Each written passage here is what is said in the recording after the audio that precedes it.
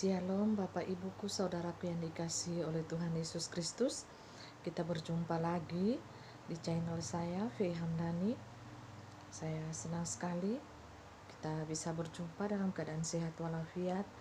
Dan kita bersyukur untuk satu tarikan nafas yang kita hembus ini secara gratis oleh Tuhan Allah Yesus Kristus penebus kita. Sebelum saya mengawali kesaksian saya ini, ketika saya berjalan dengan Tuhan mengenai hal-hal yang supranatural spiritual, kita akan membaca dulu firman Tuhan yang sungguh indah bagi kita.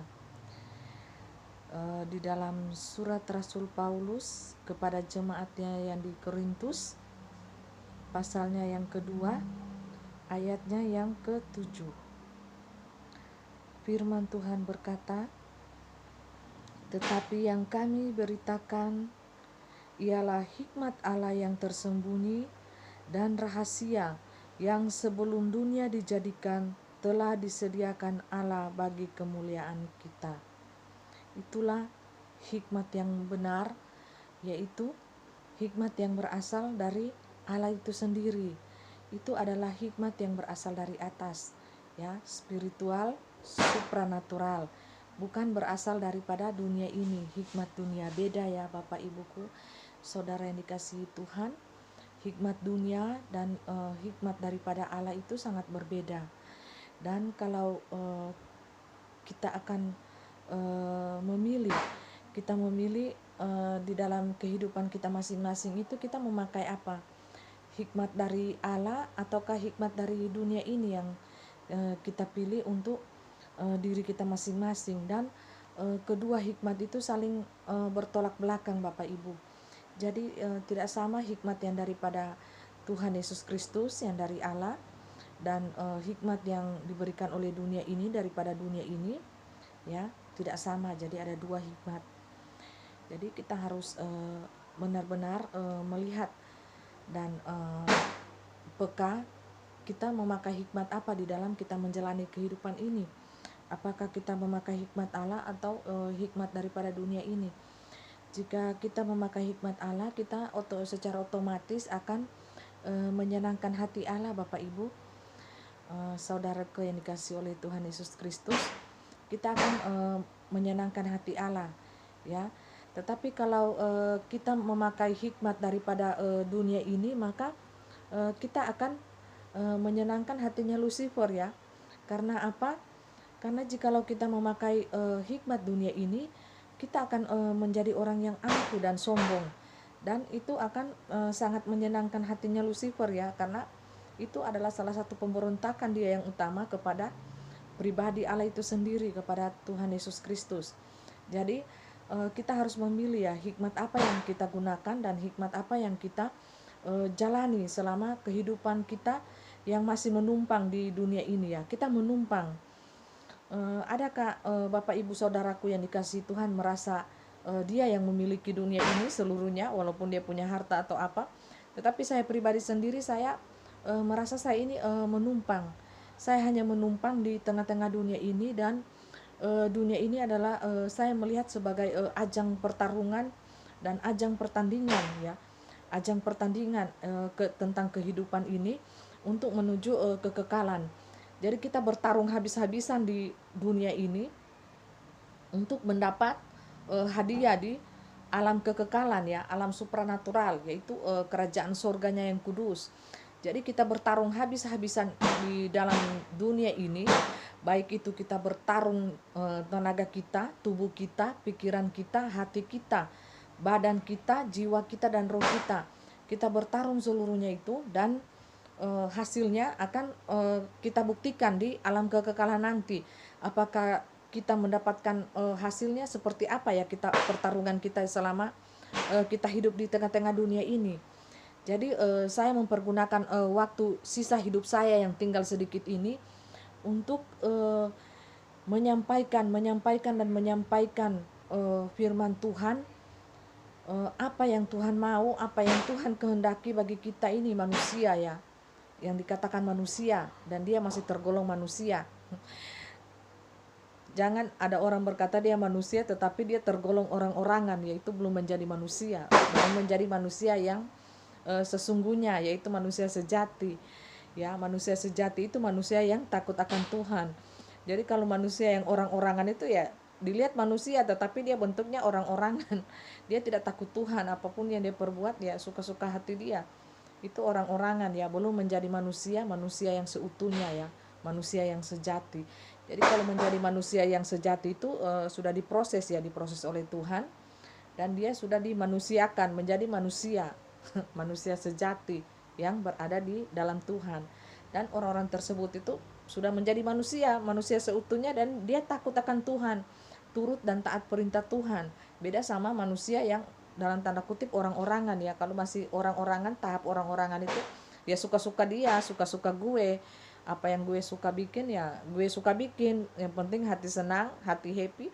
Mau itu dosa, mau tidak, ya itu urusan belakangan. Ya. Jadi Bapak Ibuku saudaraku yang dikasihi Tuhan, kita harus memiliki hikmat daripada Allah. Carilah itu, kejarlah itu hikmat daripada Allah, karena orang yang memilikinya akan berbahagia ya. Jikalau memiliki hikmat Allah ini, dia bisa memecahkan hal-hal yang masih rahasia dan tersembunyi di hadapan manusia, dan dia bisa mengetahui apa yang Tuhan mau, Tuhan kehendaki. Itu orang-orang yang tersebut, manusia yang memiliki hikmat Allah itu tahu hal-hal yang masih tersembunyi, di mata dunia nyata. Orang-orang pada umumnya, orang yang telah memiliki hikmat Allah itu dia telah mengetahui segala sesuatu sebelum orang lain itu tahu ya, sebelum terjadi dia sudah tahu duluan, karena orang tersebut memiliki hikmat yang dari atas ya, hikmat Allah itu.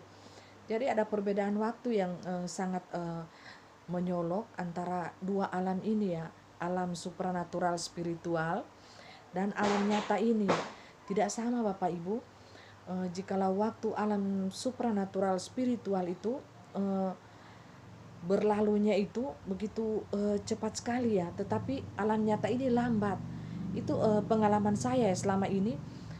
Saya melihat, merasakan, dan saya ada di sana. Saya melihat berbagai hal. Jadi jikalau di alam supranatural itu sudah terjadi ya, makanya saya katakan kok seperti kopian ya, kopi. Ini yang kejadian di alam nyata ini seperti kopian dari alam supranatural itu yang kita lihat sebelumnya. Jadi sebelum terjadi di alam nyata ini, Bapak Ibuku saudaraku yang dikasihi Tuhan, di alam supranatural itu sudah terjadi. Saya sudah bisa melihat 5 bulan, 6 bulan, atau 1 tahun, 2 tahun sebelumnya itu kejadian hal-hal apapun yang terjadi sebelumnya. Sebelum terjadi di dunia nyata ini, saya telah melihat duluan, diizinkan oleh Tuhan Allah.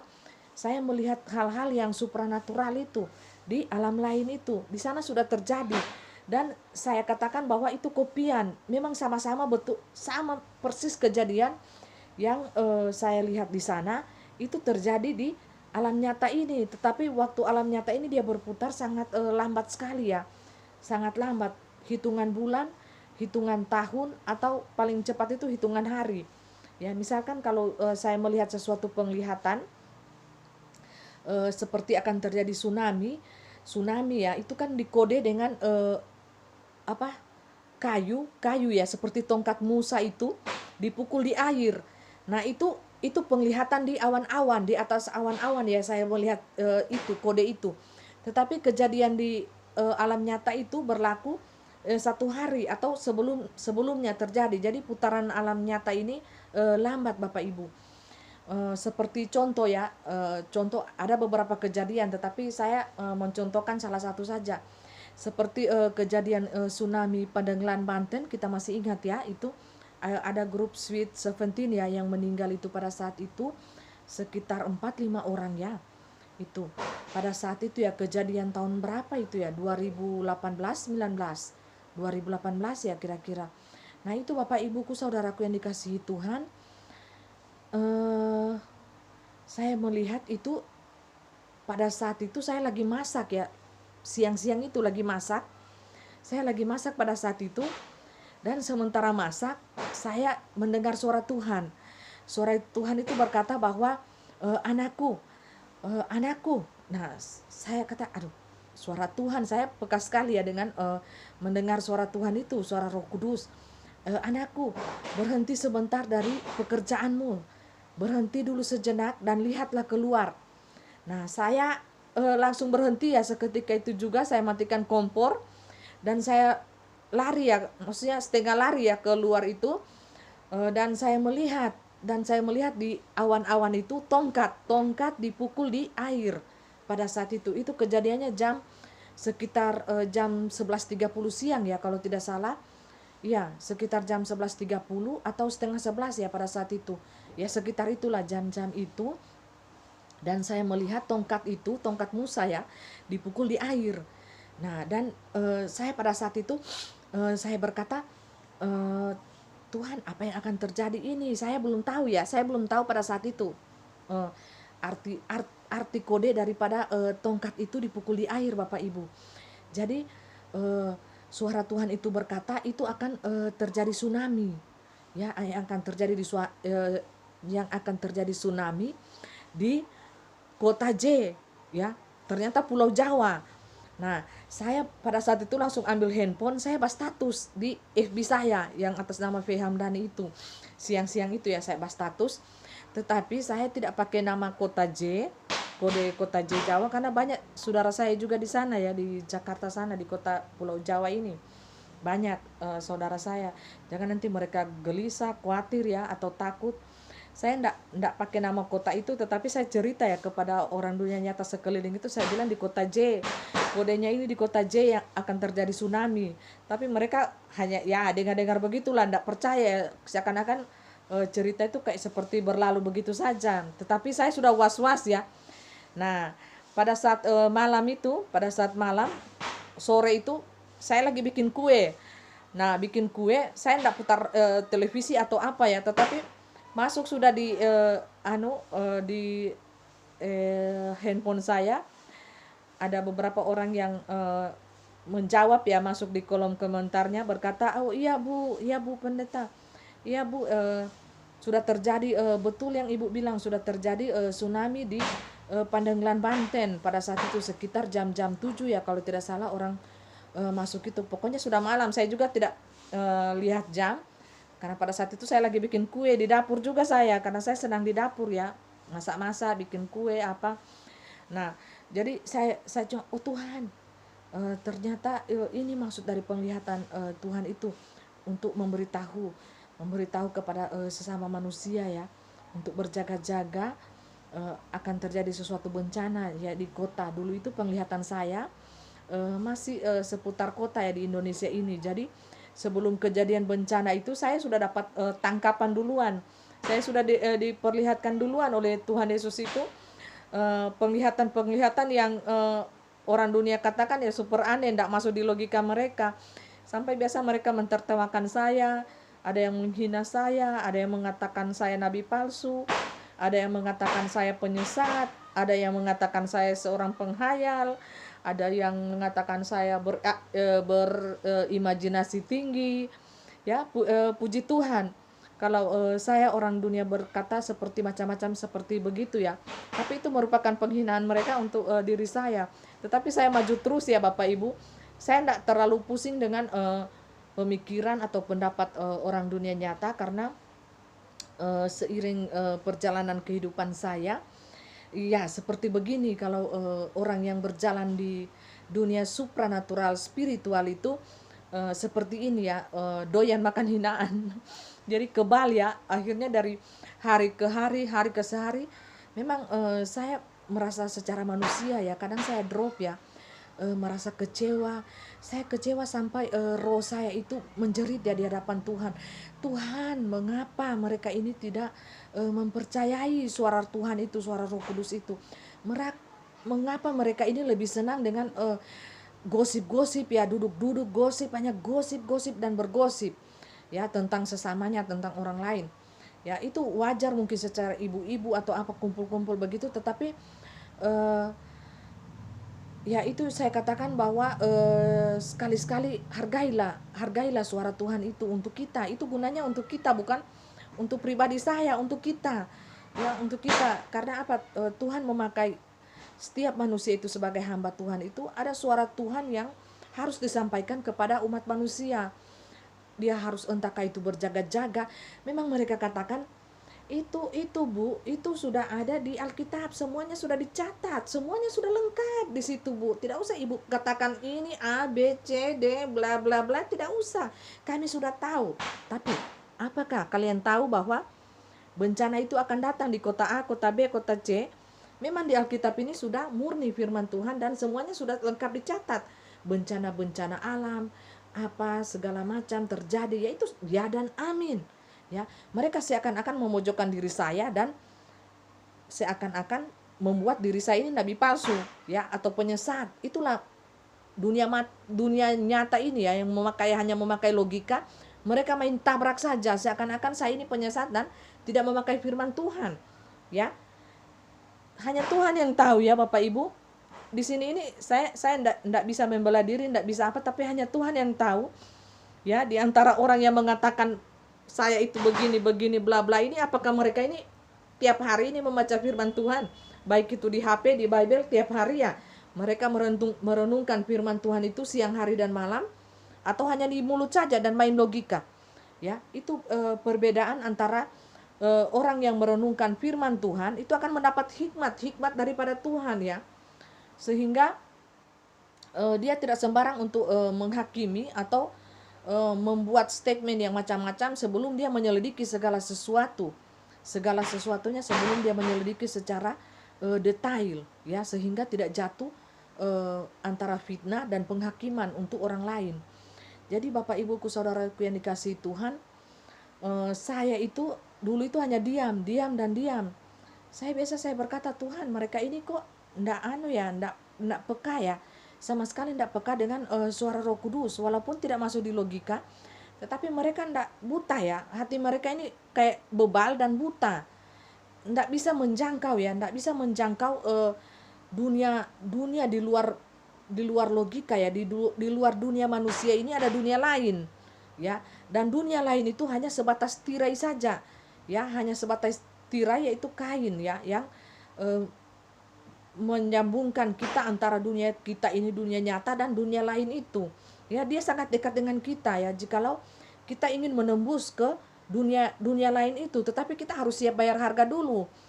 Tidak ada orang yang enak-enak, yang senang-senang secara kedagingan hawa nafsu, dia hidup senang-senang Bapak Ibu, lantas mau lanjut tembus ke dunia lain itu. Coba Bapak Ibu perhatikan saudaraku yang dikasihi oleh Tuhan Yesus Kristus, dunia lain itu ada meminta imbalan. Tidak cuma-cuma manusia dunia nyata ini, kedagingan ini yang berdosa ini mau enak-enak mau masuk ke dunia lain tuh harus bayar harga, diuji beberapa ujian. Lulus satu ujian, diuji lagi ke ujian yang lain. Lulus satu level berlevel sampai beberapa tingkat ya. Di dunia lain itu spiritual itu memakai tingkat-tingkat Bapak Ibu. Jangan Bapak Ibuku saudaraku yang dikasihi Tuhan menyamakan dunia lain itu spiritual, supranatural itu sama dengan dunia nyata. Tidak sama. Di dunia nyata ini, memang di dunia nyata ini ya mungkin orang manusia dunia nyata ini memakai level antara kaya dan miskin. Ya, level kaya dan miskin, yang buta dan yang bisa melihat. Mereka memakai standar ya, memang standar dunia nyata ya, yang antara perbedaan antara si kaya dan si miskin. Ada level yang tertera di badan mereka. Itu secara dunia nyata. Tetapi kalau dunia lain, jikalau kita ingin masuk ke dunia spiritual, supranatural itu, maka kita akan mengikuti beberapa ujian Bapak Ibu. Kita akan mengikuti beberapa ujian, dan ujian itu kita akan mendapati beberapa hal yang sungguh menyakitkan bagi kedagingan kita, bagi tubuh kita. Dan secara jasmani kita akan merasa sakit sekali. Dan kalau kita lulus di level yang pertama, kita akan masuk di level yang kedua. Dan kita lulus begitu seterusnya. Kita lulus di level yang kedua, kita masuk di level yang ketiga. Jadi di alam supranatural, spiritual itu ada berbagai tingkatan-tingkatan level ya. Ya, berbagai tingkatan level, dan itu disesuaikan dengan iman kita. Kita lulus enggak? Nah, seperti begitu. Itu yang saya alami Bapak Ibu. Jadi secara dunia nyata kita akan respon itu dengan rasa sakit, baik itu ego kita, tubuh kita akan disiksa, ya, sehingga keluarlah roh kita itu dari badan ini, ya, sehingga roh kita itu akan kita dapati kita mengikuti Allah atau mengikuti setan. Dua jalan ini yang kita harus pilih. Nah, jadi Bapak Ibuku saudaraku yang dikasihi oleh Tuhan Yesus Kristus, itulah pentingnya hikmat yang benar yang Tuhan berikan kepada kita anak-anak Tuhan yang senantiasa apa? Takut dan taat kepada firman Tuhan. Ya, takut dan taat kepada firman Tuhan. Setia dan menjadi pengikut yang benar dan setia di hadapan Tuhan, bukan di hadapan manusia ya Bapak Ibu, bukan. Di hadapan Tuhan. Kalau kita menjadi pengikut yang setia dan benar di hadapan manusia, kita akan menjadi produk orang munafik. Kita akan keluar sebagai produk munafik, ya. Kemunafikun itu kita akan pelihara. Karena apa? Kita hanya mematok standar kita, ya. Kalau manusia dunia nyata lihat kita, maka kita akan alim. Coba kalau manusia lainnya tidak lihat kita, apakah kita akan alim? Perbuatan kita di gelap dan terang apakah akan menjadi sama? Tentu tidak. Ya, perbuatan kita di terang mungkin kita akan menjadi orang yang alim sekali. Tetapi apakah perbuatan kita di gelap kita akan menjadi orang yang alim? Belum tentu. Jubah yang kita pakai ini tidak membuktikan diri kita itu alim atau tidak. Ya, mau terbuka atau mau tertutup itu sama di hadapan Tuhan. Yang Tuhan lihat itu adalah hati dan perbuatan kita di hadapan Tuhan. Takut Tuhan atau tidak, atau munafik, yaitu sifat manusia yang Tuhan paling benci, ya, sangat dibenci itu munafik itu, ya. Dilihat orang alim tetapi sudah yang paling banyak bikin dosa, yaitu manusia-manusia kegelapan, ya, manusia-manusia yang belum mengenal jalan terang Tuhan, belum mengenal jalan kebenaran itu, jalan kebenaran Allah itu, kelakuannya sifatnya itu seperti begitu, ya, munafik. Orang katakan Abu Nawas, ya. Ya, dia kalau orang lihat ya alim, kalau tidak dilihat orang ya sudah keluar aslinya. Jadi sebagai anak Tuhan, kita jangan seperti begitu. Kalau kita sudah berada di terang, kita sudah telah dibayar lunas oleh Allah, kita telah dikeluarkan oleh Allah dari pasar dosa, dari kegelapan itu, kita telah berpindah kepada terang. Janganlah kita melirik ke perbuatan-perbuatan yang gelap itu lagi. Jangan, ya Bapak Ibu. Karena apa? Karena kita sudah dibeli dengan harga yang dibayar lunas, ya, tuntas. Kita harus membalas kebaikan cinta kasih Tuhan itu dengan perbuatan-perbuatan yang terang juga. Kita harus bisa menjadi garam dan terang dunia di tengah-tengah kegelapan ini, ya, kegelapan dunia ini. Dunia ini sangat gelap gulita, ya. Seperti kain hitam itu sangat pekat sekali, ya. Tidak ada bisa dilihat kecuali terang dari cahaya Allah itu yang akan menerangi setiap kita manusia ini, sehingga apa? Kita boleh mencari, menemukan jalan Tuhan itu, dan kita sungguh-sungguh hidup di jalan kebenaran itu. Jangan lagi kita sudah ada berada di jalan terang, kita mau ingin jatuh lagi karena enak berbuat dosa. Jangan, ya Bapak Ibu. Tuhan sangat tersakiti hatinya, dan dengan apa lagi? Bayaran apa lagi? Tuhan itu akan menebus dosa kita. Itu sama dengan Anda mempermainkan Tuhan. Anda mempermainkan hukum-hukum Tuhan. Dan apa akibatnya? Bisa-bisa Anda dilego, ya, dibakar, dipanggang di neraka sana. Walaupun Anda itu dikatakan anak Tuhan, ya. Jangan Bapak Ibu, jangan permainkan hati Tuhan, jangan permainkan perasaan Tuhan, ya. Karena Tuhan Allah itu adalah Allah yang cemburu, dan Tuhan itu murka, bisa marah, murka, ya. Jika Tuhan itu dipermainkan terus perasaannya, ya, dia bisa marah, dia bisa murka kepada kita manusia ini, ya, kalau kita itu mempermainkan dia, ya. Sedikit-sedikit kita melakukan dosa, sedikit-sedikit kita melakukan kebenaran, bukan putih, bukan hitam, kita abu-abu. Kita melakukan dosa, kita melakukan hal yang benar, melakukan dosa, minta ampun, bertobat, itu Anda sama dengan mempermainkan Tuhan. Dan Tuhan membenci hal seperti itu, ya. Dan dia berkata bahwa rohnya ini berbicara, ya, sementara berbicara kepada saya, dia akan muntahkan, Anda itu akan dimuntahkan, ya. Tuhan sangat tidak senang dan sangat tidak suka dengan anak-anak Tuhan yang model seperti begini ini, ya. Dia sudah mengenal firman Tuhan, sudah tahu firman Tuhan, dan dia tahu segala sesuatu tentang kebenaran itu, tetapi dia tidak melakukan kebenaran itu. Tetapi dia lebih menuruti hawa nafsunya dan kedagingannya yang senang-senang, yang serba enak itu ya. Dan dia melakukan itu enjoy, bangga, merasa bangga, dan dia mendapatkan uang dari hal tersebut. Bapak Ibu, orang seperti begini ini akan dimuntahkan Tuhan, dan murka Tuhan itu akan terjadi ya pada orang ini. Bahaya sekali ya, sangat ngeri saya melihat ya orang seperti begini. Dan suara Tuhan itu berkata orang ini selalu mempermainkan hati Tuhan ya. Dan aduh, Tuhan berkata tidak ada lagi penebusan untuk orang tersebut, karena dia telah mengenal kebenaran itu. Dia telah mengenal kebenaran itu dan dia tidak mau melakukannya. Ya, Tuhan Allah telah menebus dia, dan dia senang-senang saja melakukan dosa tersebut ya. Melakukan dosa, berbagai macam dosa ya.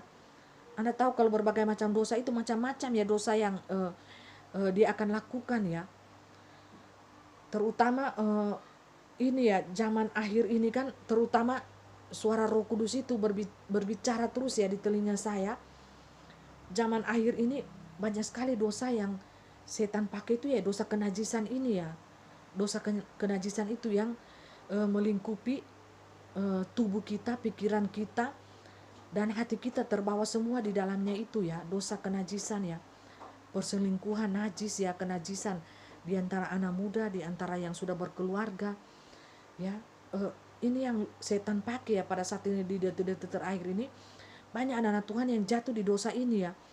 Karena apa? Dosa ini membawa semua ya, tubuh, jiwa, perasaan, apa semua itu lebur ya, menjadi satu di dalamnya itu.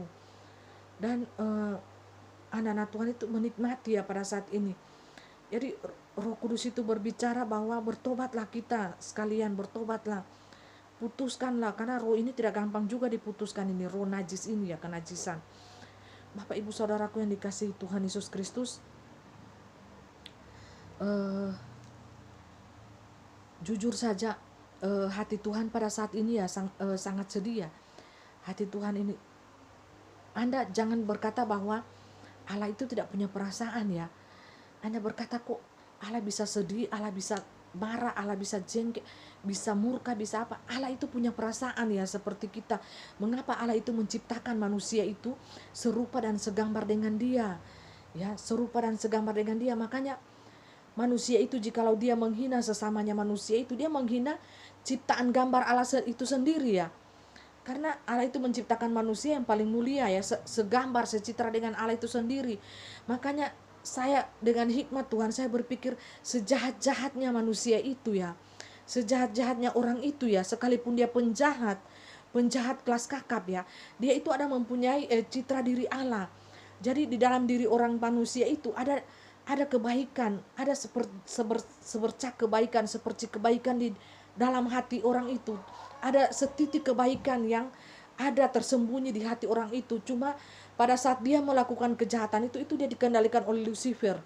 Ya, tetapi di dalam hati lubuk hati batinnya yang terdalam itu ada gambar dan rupa Allah di dalam orang tersebut. Ya, jangan kita langsung menghakimi orang itu jahat langsung masuk neraka. Belum tentu Bapak Ibu. Orang yang jahat, penjahat sekalipun, kalau dia bertobat pada saat dia sebelum meninggal, itu langsung surga menanti dia. Ya, seperti terjadi di atas kayu salib itu, seperti ketika aku disalibkan bersama dengan seorang penjahat itu, aku langsung mengatakan bahwa dia ada bersama-sama dengan aku di Taman Firdaus.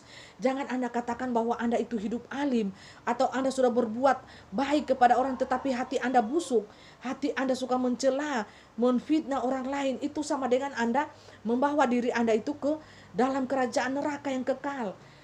Anda jikalau dibandingkan dengan seorang penjahat, walaupun Anda seorang hamba Tuhan, Anda seorang alim, Anda seorang apapun itu juga gelar di dalam diri Anda. Ya, kalau seorang penjahat itu bertobat sungguh-sungguh di hadapanku, di hadapan mataku, hati yang aku cari ya, bukan label di dunia ini, bukan. Hati. Dia bertobat sungguh-sungguh, dia langsung berada di dalam kerajaan surgaku yang kekal. Ya, seperti ahli-ahli Taurat dan para Farisi itu orang yang ahli-ahli kitab. Tetapi apa? Mereka berada di mana? Di neraka. Mengapa mereka berada di neraka? Yaitu karena kesombongan mereka, kesombongan rohani yang mereka miliki. Ya, sehingga mereka memandang rendah orang lain, itu mereka pandang rendah. Mereka mem- menaikkan, ya, mereka menaikkan posisi mereka, derajat diri mereka itu di atas rata-rata orang lain, ya. Mereka anggap diri mereka itu yang paling benar, yang paling suci. Itulah ahli-ahli kitab ini, ahli-ahli kitab Taurat ini, saya katakan janganlah Anda sombong rohani. Janganlah Anda sombong rohani. Ya, hanya memakai logika, Anda dikatakan pintar, dipuji-puji pintar orang, sombong rohani. Menjadikan diri Anda itu sombong. Sehingga Anda menganggap orang lain itu di bawah semua dan Anda yang di atas. Hati-hati, neraka menanti Anda. Jangan seperti itu, bertobat sekarang, ya.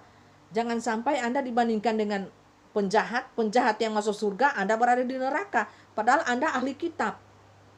Ya. Jangan. Bertobatlah sekarang, bertobat, jangan ada kesombongan. Aku paling anti dengan orang yang sombong. Aku yang memakai dia. Akulah dia.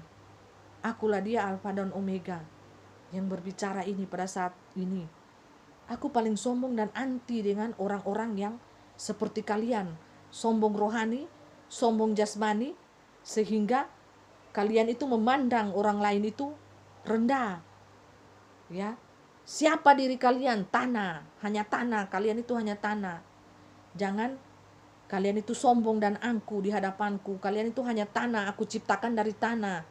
Aku yang menciptakan kalian itu, Yesus Kristus, Allah yang hidup. Aku menciptakan kalian itu dari tanah. Jadi jangan angku, jangan sombong. Ya. Kalian itu hanya dari tanah. Kalian itu bernilai jikalau ada nama kalian itu masuk di dalam buku kehidupanku. Di buku kekekalanku, jikalau nama Anda itu akan masuk, maka Anda akan bernilai. Bernilai.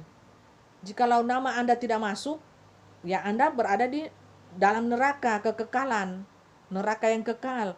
Jadi Anda harus mencari jalan yang lurus itu, jalan yang kekal itu, jalan yang benar. Jalan yang lurus itu jalannya siapa? Jalan Allah, jalan Nabi Isa, Nabi Maryam. Yang kalian kenal, Yesus Kristus. Namaku Tuhan Yesus Kristus. Aku perkenalkan kepada kalian, namaku Yesus Kristus.